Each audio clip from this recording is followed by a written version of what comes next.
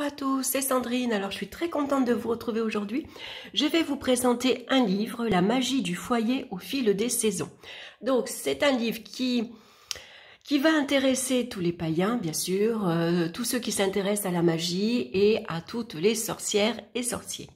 Donc c'est de Anna Franklin et c'est aux éditions Danae. Donc c'est un très gros livre où on va retrouver tous les mois de l'année avec les 8 sabbats, bien sûr. Il est au prix de 18 €. Donc excellent pour rapport qualité-prix par rapport à tout ce que vous allez trouver à l'intérieur. Ça vaut le coup. Donc je vais vous lire le petit extrait qui est ici pour que vous ayez une idée de ce que vous allez retrouver dans ce livre. La magie du foyer au fil des saisons offre des conseils pratiques pour célébrer l'ensemble du cycle et pas seulement les 8 sabbats.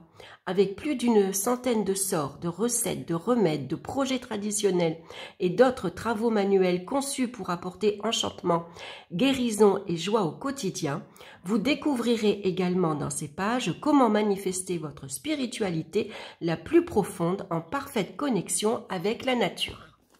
Donc, alors j'aime beaucoup la couverture déjà, il est très joli, c'est dans les tons kaki, c'est joliment illustré. Donc on va avoir un petit mot ici d'Anna Franklin, on a un mot à propos de l'auteur, donc Anna Franklin est sorcière du 3e degré et grande prêtresse du Heart of Arianhood, foyer d'Arianhood. Elle suit la voie du paganisme depuis plus de 40 ans. Elle a écrit plus de 30 livres qui ont été traduits en 9 langues.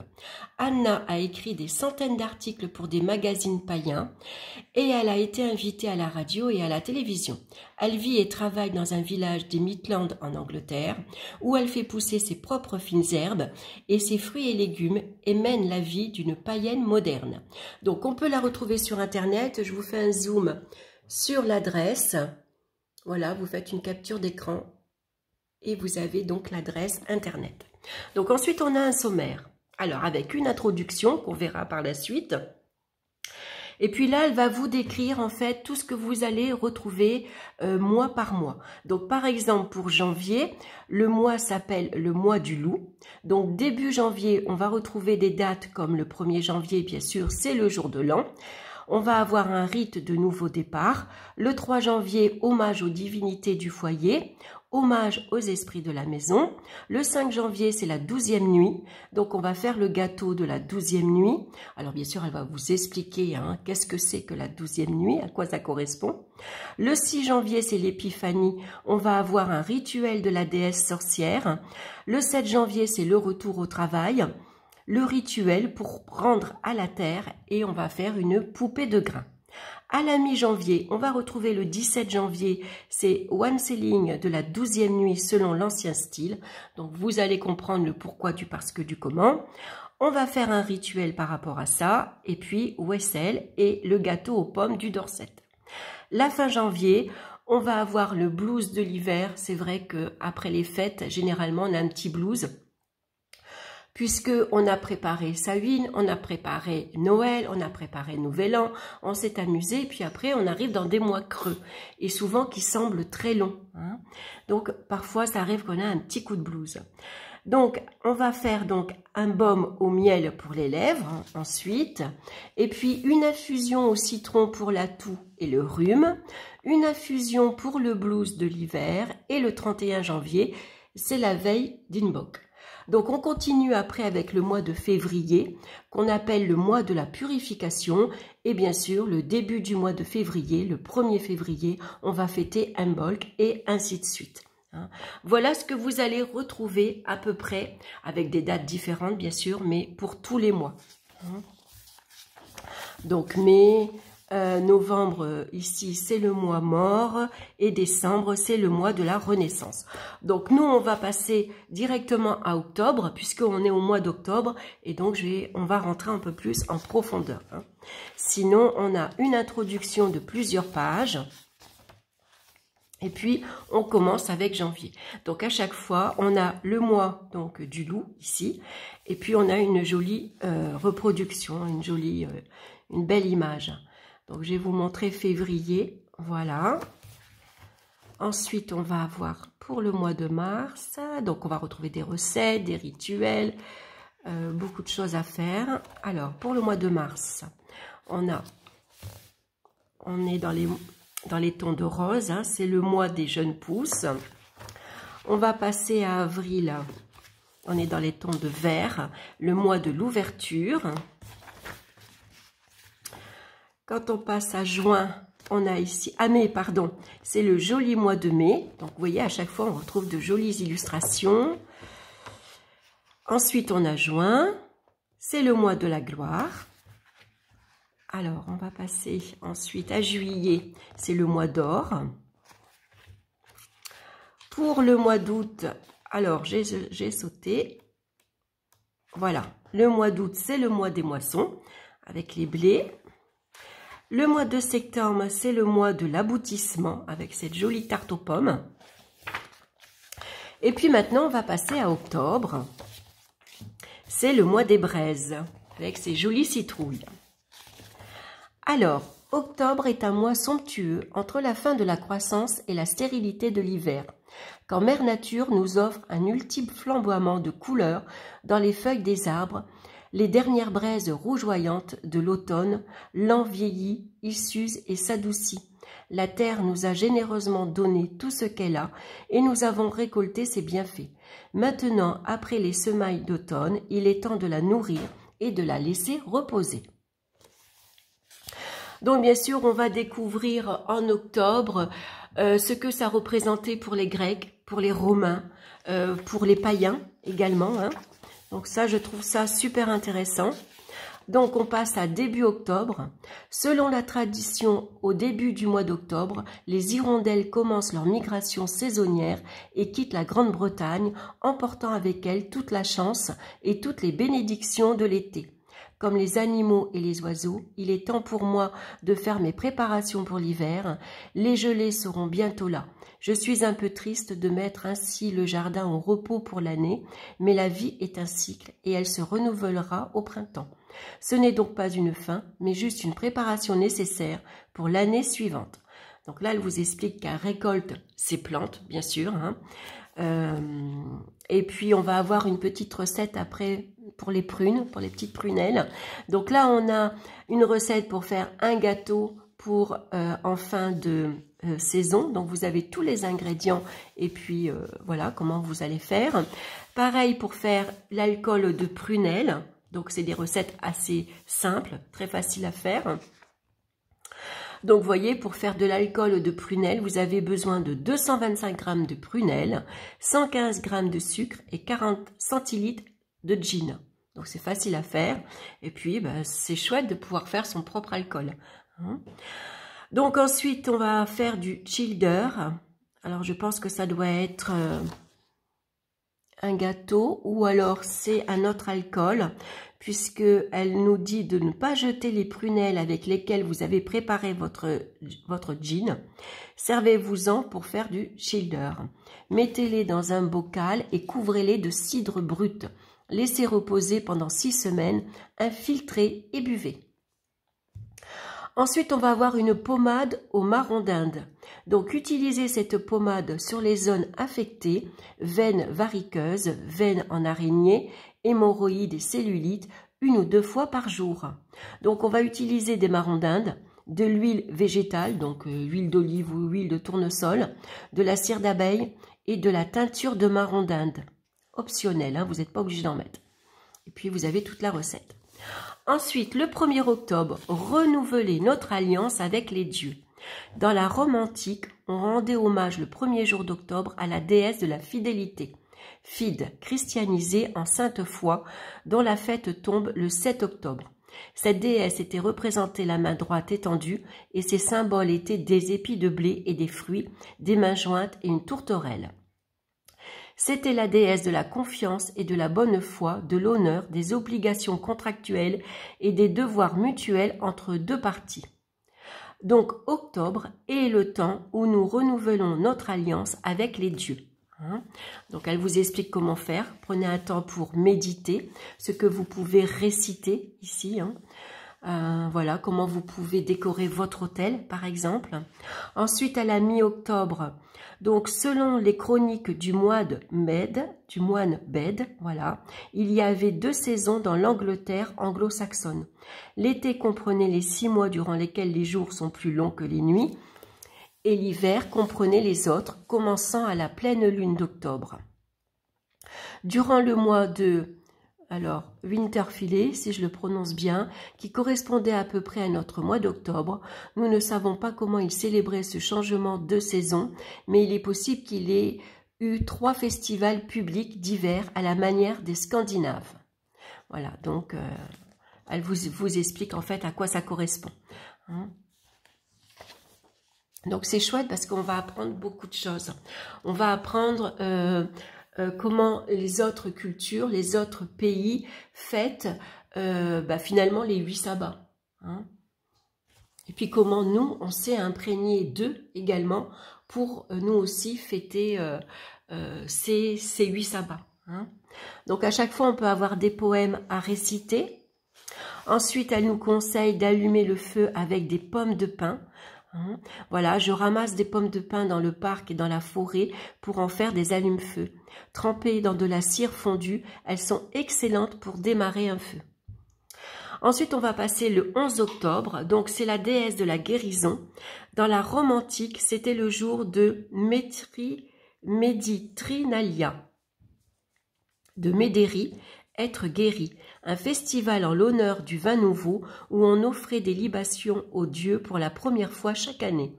Les Romains buvaient le vin nouveau mêlé à l'ancien à cette époque-là. Ils considéraient que c'était bon pour la santé. La déesse Métridina est une déesse de la santé, de la longévité et du vin. Donc elle nous conseille aussi, si on veut, on peut mélanger du jus de raisin avec du vin et on peut le boire. Et bien sûr, on peut en offrir à la terre comme offrande. Donc ici, elle vous donne, on a un rite de la déesse de la guérison. Elle nous dit comment faire. Ensuite, le 18 octobre, c'est le jour de la Saint-Luc, petit été de Saint-Luc. Donc la Saint-Luc, c'était hier, on était le 18 octobre. Donc Saint-Luc, c'était... je crois que c'était un apôtre. En tout cas, c'était un médecin. Et il a écrit, je crois, un livre sur les apôtres qui ont accompagné Dieu. Alors, le jour donc de la Saint-Luc, ce jour était souvent celui où les gens décidaient de la date de leur mariage et les amoureux échangeaient des petits cadeaux le jour de la Saint-Luc. Ensuite, on va passer à fin octobre. Donc, nous entrons dans le signe du Scorpion, une image partagée par les Grecs et les Mésopotamiens. Dans le mythe grec, le Scorpion était l'ennemi d'Orion, le chasseur qui se vantait de pouvoir tuer toutes les créatures de la terre-mère. Et puis, vous avez la suite de l'histoire. Donc, je vous lis pas tout, bien sûr, sinon c'est pas amusant. Donc, on va retrouver, bien sûr, des petites phrases à répéter. On a ici des petits poèmes. Voilà, qui correspondent donc à cette date. Et ensuite, on va passer, bien sûr, au 31 octobre, Halloween.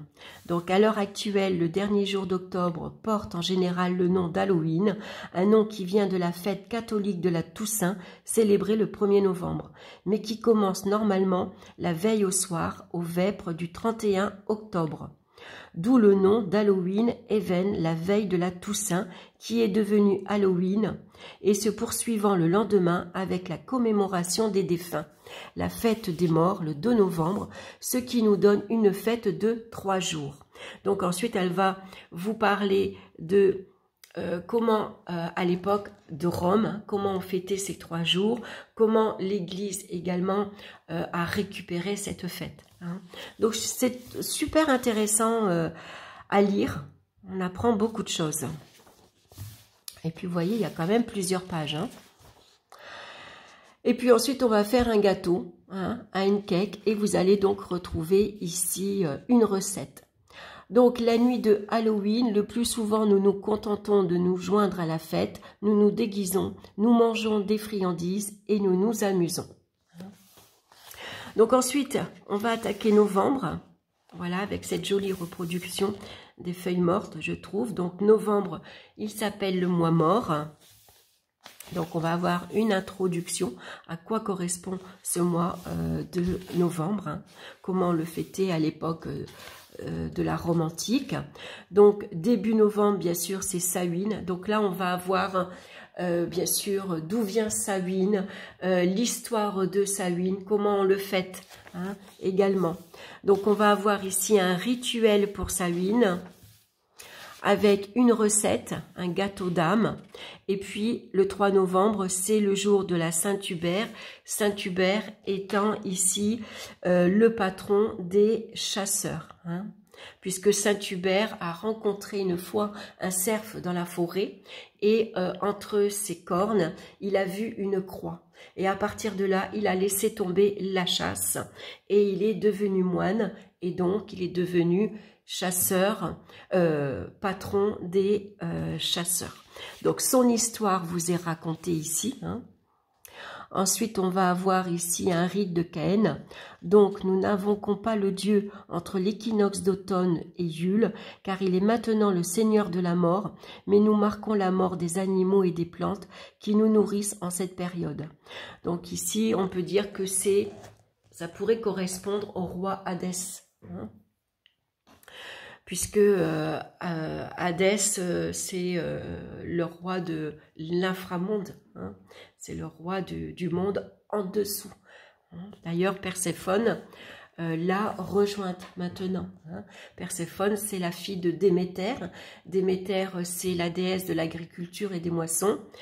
Et donc, 6 mois, elle passe du temps avec sa fille Perséphone, donc du printemps jusque maintenant. C'est pour ça que on récolte, que les fleurs poussent, que la terre, elle donne comment dire, elle donne beaucoup. Hein, alors que l'hiver, bon ben voilà, tout est fané, le sol est gelé, les arbres y perdent leurs feuilles, c'est la saison morte. Hein. Déméter est triste de perdre sa fille les 6 mois d'hiver.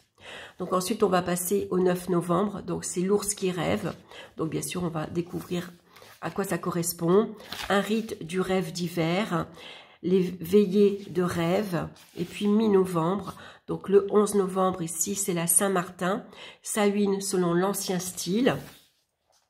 Donc vous voyez, on découvre beaucoup de histoires finalement, hein, et on apprend beaucoup de choses. Et puis on va passer à fin novembre. Donc on va retrouver d'autres dates, hein, comme le 25 novembre qui correspond le jour de la Sainte Catherine. Donc à quoi correspond la Sainte Catherine, hein? Donc on va avoir un rituel pour le jour de la Sainte Catherine, un gâteau de la Sainte Catherine, et puis le 30 novembre, donc le jour du souvenir pour les espèces disparues.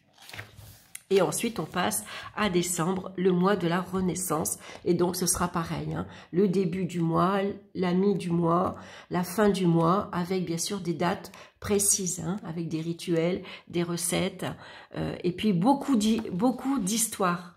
C'est ça qui est intéressant.